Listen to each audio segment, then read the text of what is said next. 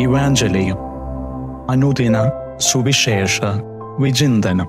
ഈശോയിൽ ഏറ്റവും പ്രിയപ്പെട്ടവരെ, വിശുദ്ധ മത്തായിയുടെ സുവിശേഷം 5-ാം അധ്യായം 38 മുതൽ 42 വരെയുള്ള വാക്യങ്ങളാണ് തിരുസഭ ഇന്ന് വചന വിചിന്തനത്തിനായി നൽകിയിരിക്കുന്നത്.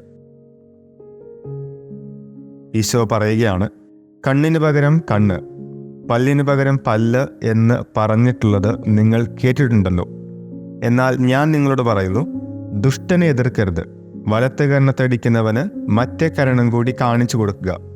നിന്നോട് വ്യവഹരിച്ച് നിന്റെ ഉടുപ്പ് കരസ്ഥമാക്കാൻ ഉദ്യമിക്കുന്നവന് മേലങ്കി കൂടി കൊടുക്കുക.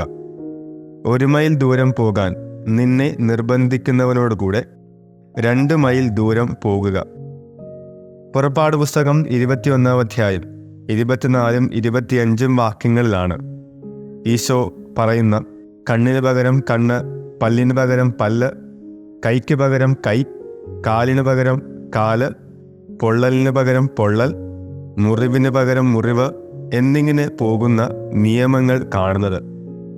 അതിനെയൊക്കെ മാറ്റി പുതിയൊന്ന് സ്ഥാപിക്കുന്ന രീതിയിലാണ് ഇന്നത്തെ സുവിശേഷത്തിൽ ഈശോ സംസാരിക്കുന്നത്.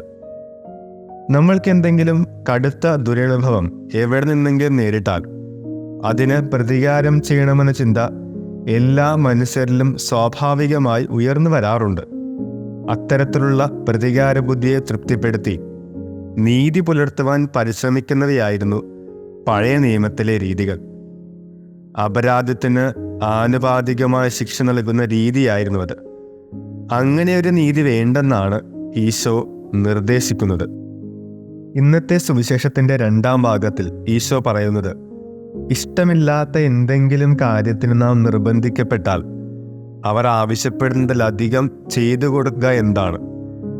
നിർബന്ധിക്കപ്പെടുന്നതിലധികം ചെയ്യുവാൻ സാധ്യമായില്ലെങ്കിലും ആവശ്യമായതെങ്കിലും ചെയ്തു കൊടുക്കുവാൻ നമുക്കാവണം. ഒന്ന് ചിന്തിച്ചാൽ മനസ്സിലാവും, ഒരു ദിവസം എത്രയേറെ കാര്യങ്ങൾക്കാണ് നാം നിർബന്ധിക്കപ്പെടുന്നത്. വീട്ടിലൊക്കെ അപ്പനാൽ, അമ്മയാൽ, ഭർത്താവിനാൽ, ഭാര്യയാൽ, മക്കളാൽ, സ്കൂളിൽ ടീച്ചേഴ്സിനാൽ, ആശ്രമങ്ങളിലും ഓഫീസുകളിലുമൊക്കെ അധികാരികളാലൊക്കെ നമ്മൾ പല കാര്യങ്ങൾ ചെയ്യുവാൻ വേണ്ടി നിർബന്ധിക്കപ്പെടുന്നുണ്ട്. നല്ല കാര്യമാണെങ്കിൽ നമുക്ക് ബുദ്ധിമുട്ടുണ്ടെങ്കിലും ഒരു എക്സ്ട്രാ എഫേർട്ട് ഇട്ടുകൊണ്ട് ആവശ്യപ്പെടുന്നവർക്ക് ചെയ്തു കൊടുക്കുവാൻ ആവണം.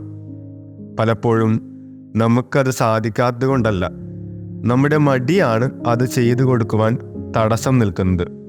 ഓർക്കണം, ഇഷ്ടമില്ലാതിരുന്നിട്ടും യേശുവിൻ്റെ കുരിശ് എടുത്തത് കൊണ്ടാണ് കെവറിൻകാരനായ ശിമയോന് രക്ഷാകര ചരിത്രത്തിൽ പങ്കാളിയാകുവാൻ കഴിഞ്ഞതും അവനും കുടുംബവും അനുഗ്രഹിക്കപ്പെട്ടതും.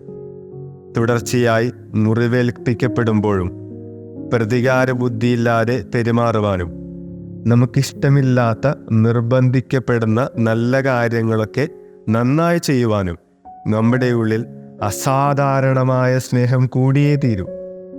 അത് തരുവാൻ ഈശോയ്ക്ക് മാത്രമേ കഴിയൂ. നമുക്ക് പ്രാർത്ഥിക്കാം. ഈശോയെ, നിന്റെ സ്നേഹം കൊണ്ട് എൻ്റെ ഹൃദയത്തെ നിറയ്ക്കണമേ.